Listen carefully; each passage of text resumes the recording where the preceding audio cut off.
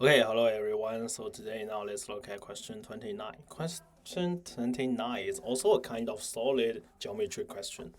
So we have a pool and a square base 60 centimeter and a regular rectangular pool. And here is a wood stick inside it. So we can imagine that the water level is this one on the blue line. And if we lift up the wooden stick by 24 centimeter. So let's look at that. Up 24 centimeters.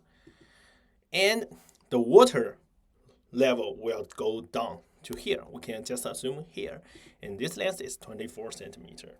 Now, we need to calculate the wet portion of the stick that emerged from the water is how long. Okay, so this one, yeah, actually is very easy to calculate. So we first think about the cross-section area. If we put it up, so what's the cross-section area? We should use the bigger square to minus the stick smaller square. So it looks like that. Actually, 60 square minus 15 square.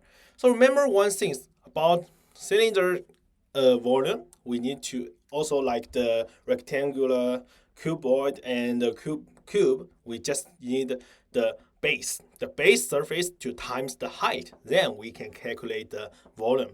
So at the same time, any kind of cylinder, we can use this method.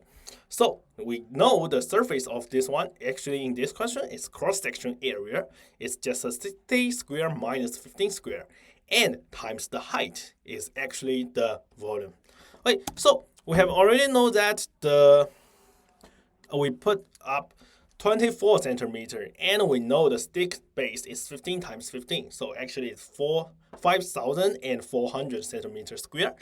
And this 5,400 centimeters square actually is the volume of this cross-section areas cylinder. So actually we need to 5,400 divided by 6 square minus 15 square. After that, you calculate. Actually, the water level go down 1.6 centimeter. Okay, so if we need to calculate the wet portion of the stick that emerges from the water is how long? It's just 1.6 plus 24 equals to 25.6 centimeter.